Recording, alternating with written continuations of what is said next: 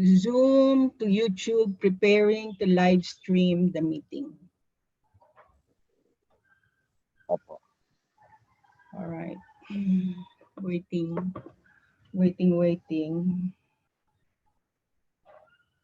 Done. Redirecting to YouTube. Ayan, nakita ko na yung pangalan mo.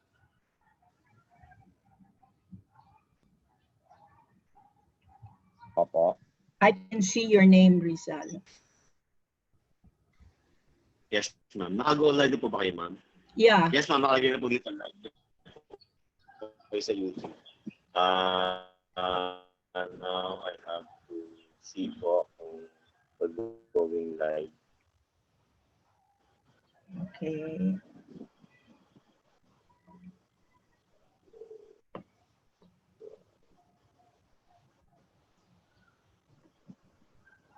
Ayun po.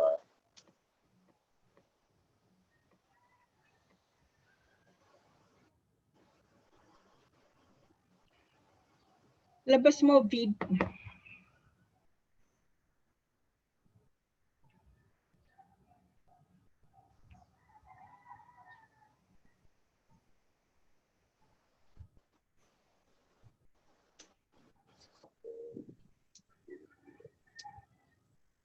So, ma'am, I'm logging into YouTube to see kung naka-air po tayo. Pero it says here, ma'am, sa Zoom that we are now live on YouTube. I can see po. Okay. Okay.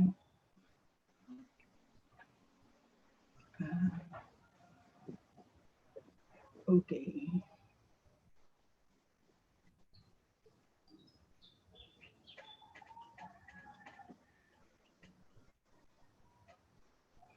Okay. Okay. So I'll enter my other laptop. Can you still send messages? Sige, I'll send messages to Argel to come in, hindi ba? Argel and Au, para we can see if the video is working or not. Yes, ma'am. I can see dito sa ma'am, dito sa YouTube, ma'am, that we are live na. Nakikita ko na po.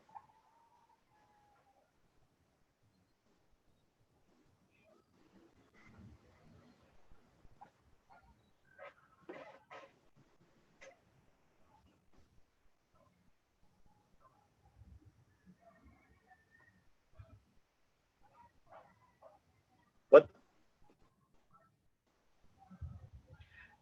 Rizal, automatic recording yan, ano, on YouTube.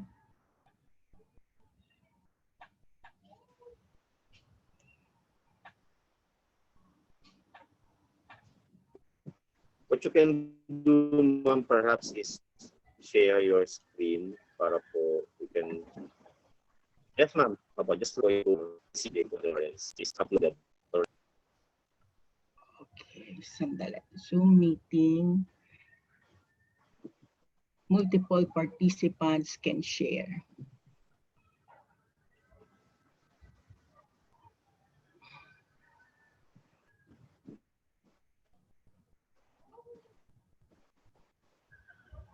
What you can do, ma'am, perhaps is share your screen para po you can. Yes, ma'am. Just go to see the difference. It's uploaded.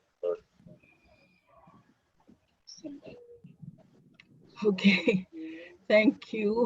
Sorry guys, we're testing it. Okay. Okay, there you go. We're live now on YouTube. Mayang, we're live, so So I'll just put off my video. but later we will have video for everyone, so that A video Eileen, so that you can take a photo and also take a photo of as Eileen, required. so Eileen can see all of us. Okay. Tsaka Okay. ano, guys, hindi ko alam kung si Eileen yung may birthday or someone in the family. Sabi niya meron siyang family Zoom birthday party. Then we ask her. Yeah, I'm just awaiting her reply. Pinati ko siyang happy birthday. Not Kaya so hindi loud ang siya boses, please. Nabibingi ako. Pero Argel, kaninang umaga, ah, ang ang clear yung ano mo, yung boses mo, hindi siya galagal. ay talaga. Oo, it was very nice. Wow, thanks. Buti wala ng electric fan kayo naririnig. Tulad ngayon. Yeah. Yeah. Sige. Sandali lang, communicate lang ako kay Eileen. Check ko siya, ha? Sige. Sandali lang. Via email tsaka WhatsApp. One moment. But carry on.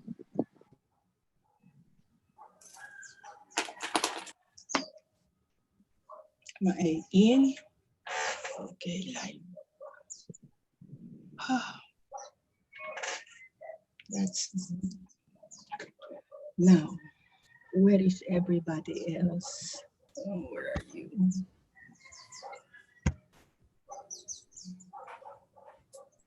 Hello.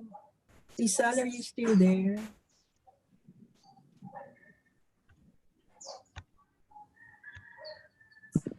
JM yung gagamitin, alam, hina ako boses ko. Yung gagamitin Lapis. natin, JM, ano, yung Oo. pang 4 p.m. Oh, Yes. You know, we're on air. Maybe you can use the chat page. okay.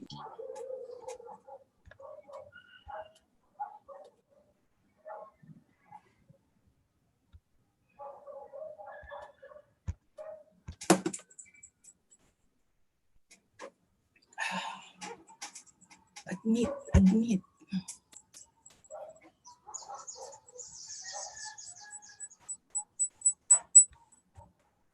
Oh.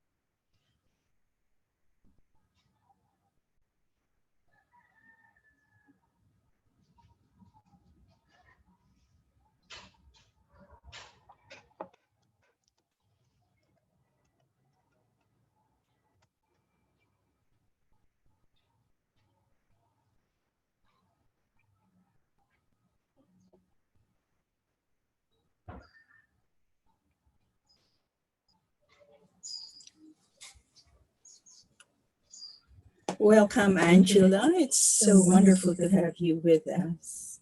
Would you like to say one or two words?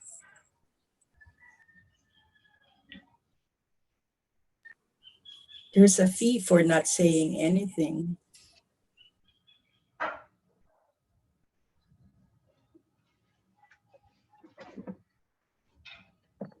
It's good to be with you.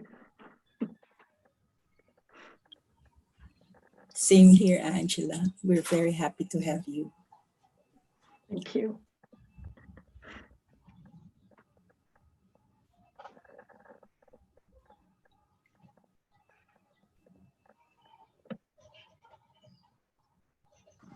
Hi, Angela.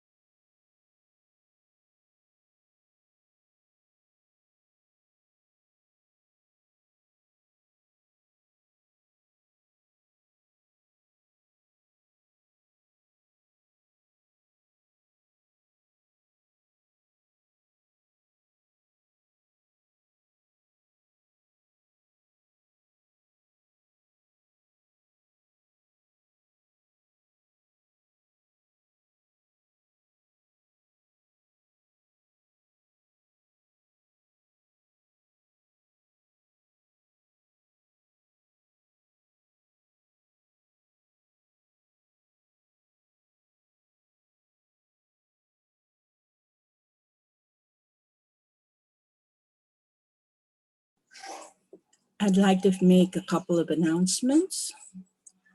Kindly make sure your microphones are all muted. But when you are invited to open your videos, please do so that Eileen gets to meet you and gets to know who you are. Okay? So why don't we all share our videos now? And for practice, can everybody switch on their videos, please?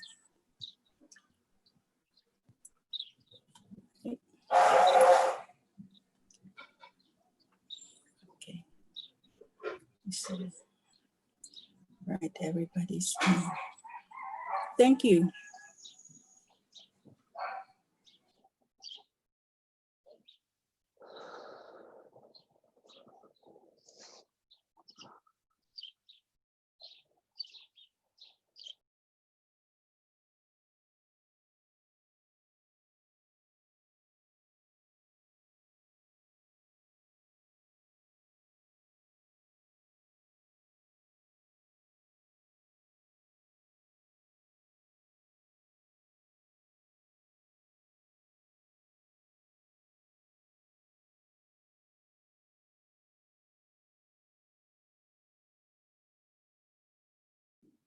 Diyan na si Mikal. Si Mikal is here. Yeah, Michael is here. Hi, everyone. Hi, Miko.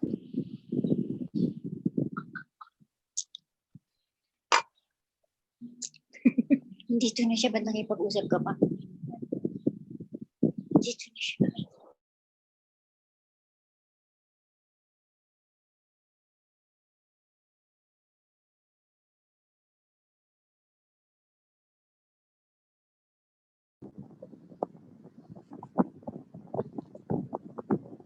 So Eileen is here. Hi, Eileen. Welcome to the group. Hi. Your mic, Eileen. And how many have we here today, Oscar? I'm counting. How many are we, JM?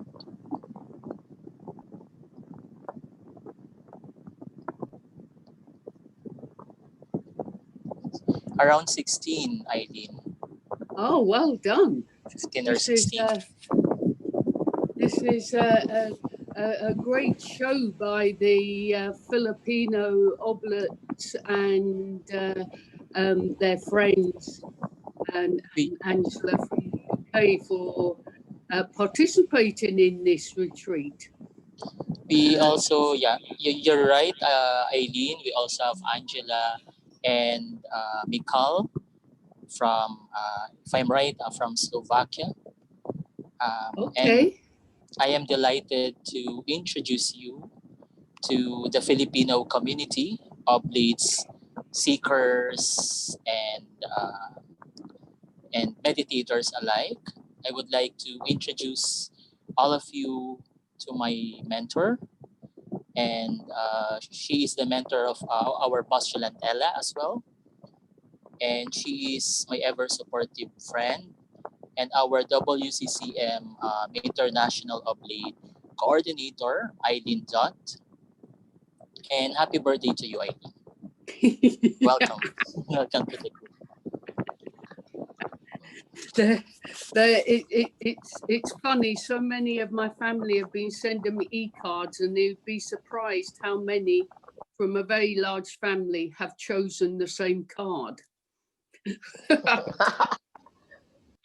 So what does it say about my personality and how they see me and understand me? So the theme of your retreat, as I understand it, led by Kim, and I've listened to the talks. What a feast you received there to meditate on and to chew on and to really give sense to this time where you have stepped out of the world, even though in these strange times, you're still within your home rather than going away on retreat. You have stepped out of the world in order to give attention to God. And as Father Lawrence, if I'm right in thinking, reminded us, attention is the key to it all. So your retreat was on Ratio, Lectio and Labor, prayer, reading and work, foundation stones for Benedictine spirituality. But Arshel, I would like first to begin by reading something by Sister Teresa Jackson, OSB, and it was shared in 2018 in a synopsian, Oblats for the Future.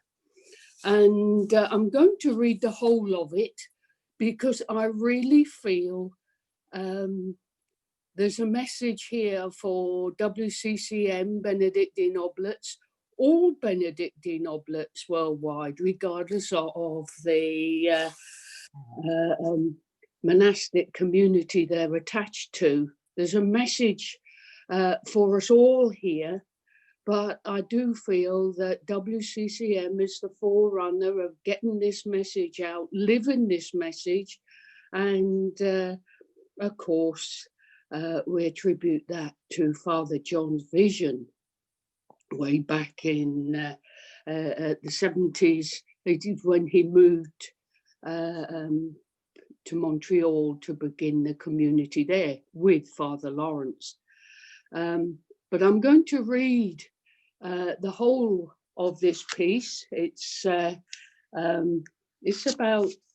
I don't know, 8-10 minutes long, but it's worth pondering. As I say, there's a real message in here for all who are called to the Benedictine Oblat path.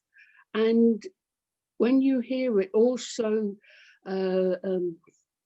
take on board the responsibility that comes with it. It's not something that we should be saying too lightly, that we're Benedictine Oblats, if we're not actually taking and sharing the Benedictine spirituality in our lives, in our homes, in our workplaces, in our local communities. Excuse me. So Sister Teresa heads up this piece, standing like Mary Magdalene at the tomb, recognizing new forms of Benedictine life. There was a time I would read the account of Mary Magdalene at the tomb in St. John's Gospel and get rather irritated at her. I mean, she's standing right in front of Jesus and she doesn't recognize him. I want to shake her and say, look, he's right in front of you. How many times does he have to call your name before you recognize him? Now that I'm older, although probably not wiser, I am much more sympathetic to Mary Magdalene's plight. Here is this poor woman who has just lost her teacher, her Rabboni. She has seen him cruelly and ignominiously tortured to death. Now, all she wants to do is to honor his body one last time by ensuring a proper burial. But she can't even do that. She's already told Peter and another disciple that Jesus' body has gone, and they left and went home. Mary is left alone, trying to talk to the gardener. She just wants to see Jesus again. At this critical time in the history of Benedictine monasticism, I wonder if most of us are like Mary Magdalene, standing at the tomb of Benedictine life as we have known it, weeping because we want to see Jesus. We want the life we've always known. In our longing for the past, we cannot see that the risen Christ, the new forms of Benedictine life, are right in front of us. It is extremely human to want to go back to the way things were, to have what we used to have. It is hard to wake up and recognize a completely new, incomprehensible reality and way of being. At a time when there are fewer traditional vocations to the Benedictine life, perhaps we need to ask whether a new reality is staring us in the face and we are failing to recognize it because we keep looking for what is past. We are standing at the tomb of Benedictine life as it has been, clinging to what we have known, while a completely new form of life is calling our name and taking shape around us. Perhaps we do not have a vocation crisis after all. Perhaps the vocations are just coming in a new form that we are having trouble recognizing. One day, a few years ago, one of our sisters had a revelation. It was a Sunday morning, and several people were making their oblations at morning prayer. Their joy was palpable, and their personal statements as they made their oblations were profound. Afterwards, the sister said, "I finally realized that the oblates too have a vocation. When they make their oblation, they feel like I did when I made my profession. I never realized that before." What if making oblation is a form of Benedictine vocation? How many thousands of women and men around the world are committing to live according to the rule of Benedict, insofar as my state of life permits, as the oblate formula states? In our midst, we see large numbers of dedicated, faithful, committed women and men who want to live according to the rule of Benedict and who are embracing Benedictine spirituality. But because they are not professed Benedictines and they don't look like the vocations we're used to, we are standing weeping at the tomb like Mary Magdalene, hoping for what was, while a new generation of people with a different Benedictine vocation continue to call our name. Professed Benedictines have been around for over 1500 years. There will always be those of us who are called, who have a vocation to the professed Benedictine life. Traditional vocations are flourishing, especially in Africa and other parts of the world. To say that oblates might have a vocation takes nothing away from our own vocation. The oblate vocation only adds to the amazing accomplishment of our monasteries and our forebearers. To acknowledge the depth of the call of Benedictine oblates today is simply to acknowledge that Benedictine life and vocations are not in decline, but are actually alive and thriving in new ways. So what are the practical implications of acknowledging and supporting the vocation of Benedictine oblates? Perhaps the most important thing is simply a change in attitude. When Mary Magdalene was able to let go of her friend, the human Jesus, in order to embrace the risen Christ, her understanding of the world changed. When she understood she had to release the past and embrace a new reality, she was able to go out and change the world. In embracing oblates as people with a different yet vital Benedictine vocation, our world can and will be made new. Rather than a nice group of people who help us out as volunteers at our monasteries, we will begin to see them as co-workers in the vineyard. Oblates can become the people who take our mission and carries them to places we no longer go. People with an oblate vocation can and are living the monastic way of life in new ways, just as our foremothers and fathers from Europe began living Benedictine life in new ways when they came to the States.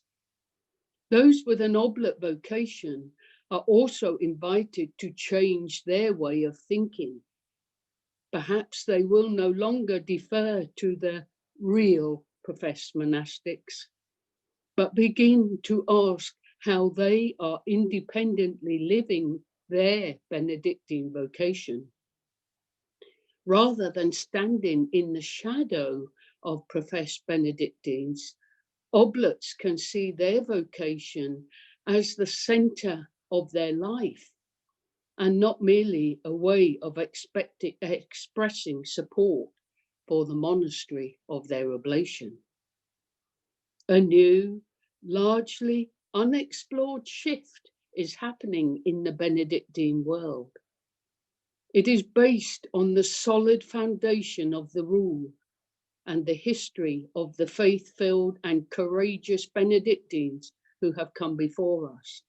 It is also an opportunity to take our eyes off the empty tomb and begin to look at a new, transformed reality, a resurrection, rather than joining Mary Magdalene in hoping for a resuscitated body.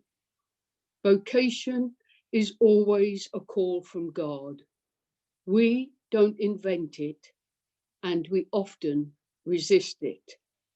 But many new, committed, faith-filled Benedictines are rising up in our midst. How will we receive them? Are we listening to their call? Again, that was Sister Teresa Jackson, OSB. So I would suggest there that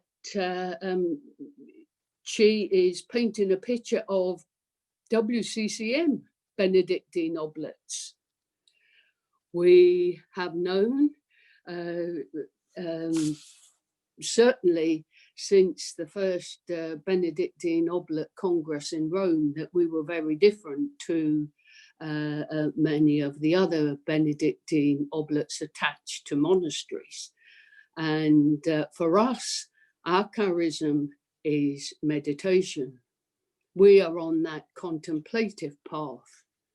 Our task is to go out into the world, a world that at this time so desperately needs to hear the values. I believe Father Lawrence referred to them as the three essential elements that are the key through this crisis that we are globally going through at this time. And so we have a real responsibility in our lives to make visible that Benedictine spirit of community, of hospitality, of prayer, and of work, and silence, reverence, hope. There's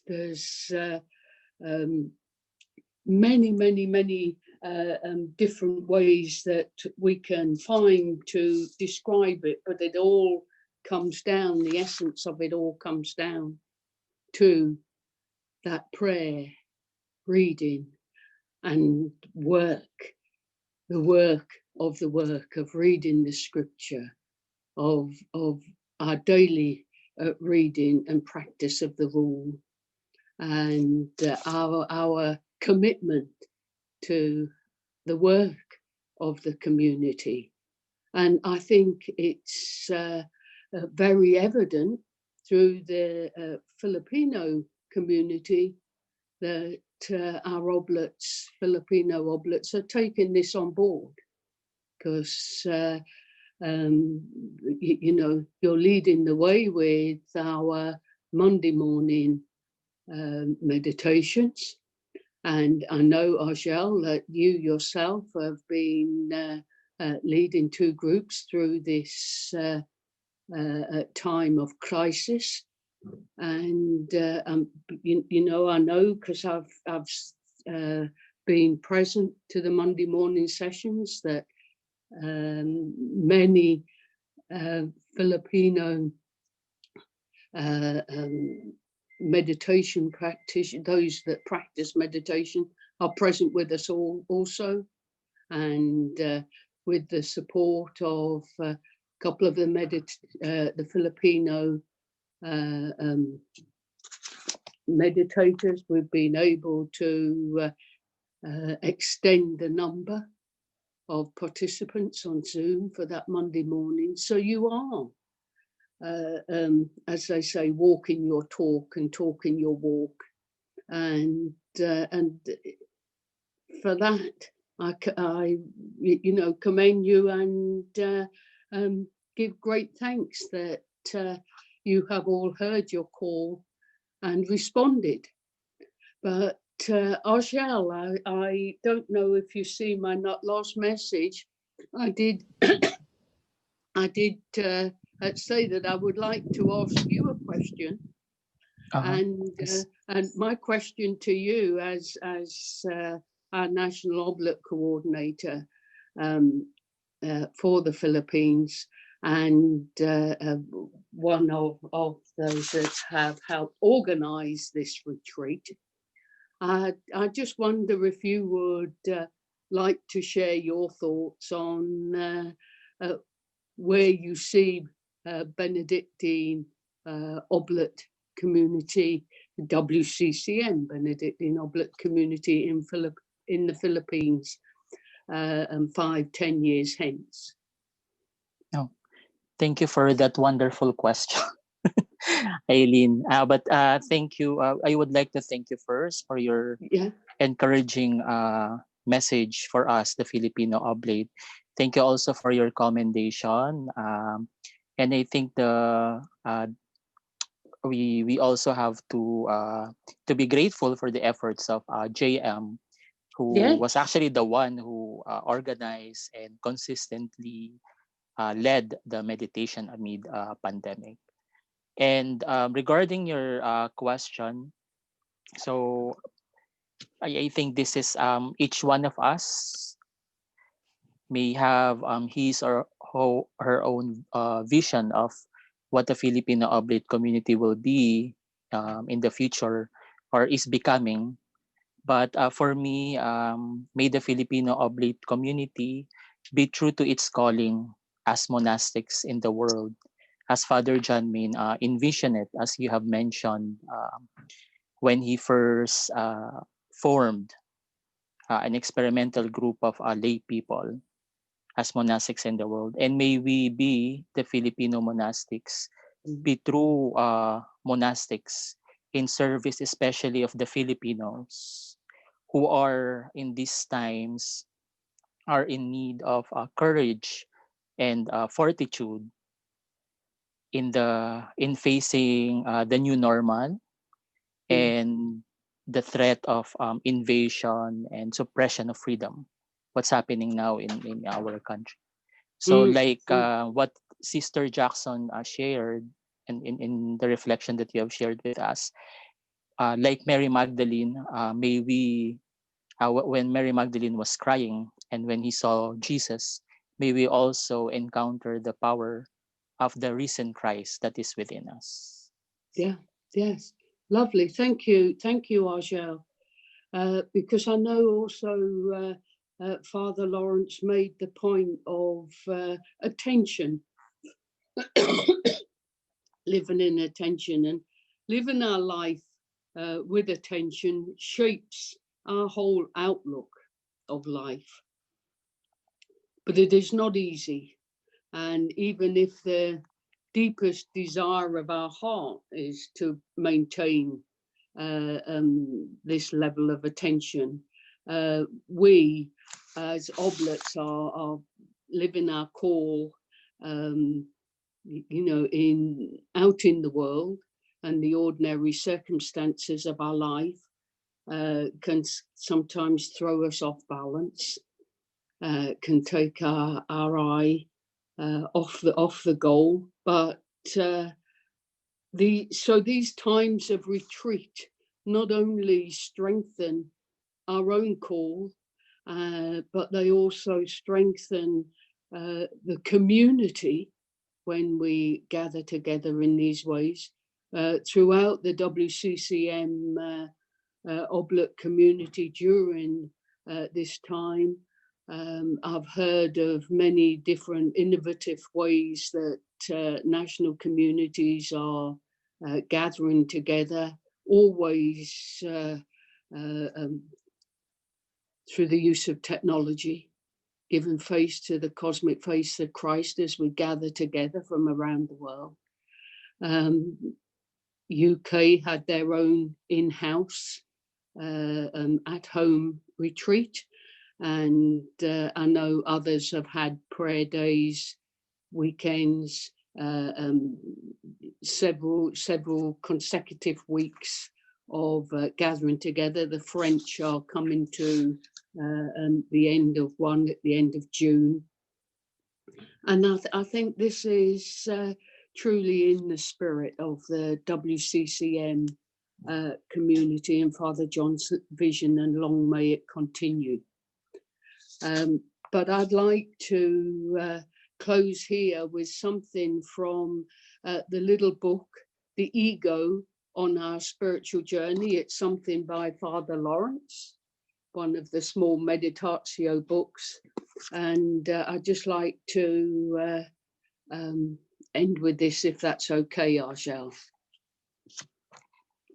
Okay. Sure, Jan. Sure. So he says, listen to these words from the Philippines. They describe, I think, the social dimension, the communal dimension of this personal work of integration of holiness. If then, and this is from the Philippines 2:1-5. If then our common life in Christ yields anything to stir the heart, any loving consolation, any sharing of the Spirit, any warmth of affection or compassion, fill up my cup of happiness by thinking and feeling alike, with the same love for one another, the same turn of mind, and a common care for unity. There must be no room for rivalry and personal vanity among you, but you must humbly reckon others better than yourselves.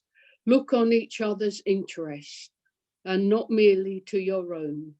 Let your bearing towards one another rise out of your life in Christ Jesus. And as we know from the rule, that line in chapter 72 of the rule, let us prefer nothing but Christ.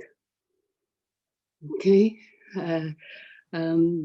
It's great to have spent time with you, and I hope that we continue to see the fruits of this retreat that you've all gathered on here together over this weekend. And God bless you all. Thank you so much, Eileen, Okay. for your wonderful message. Enjoy the rest of your birthday with your family.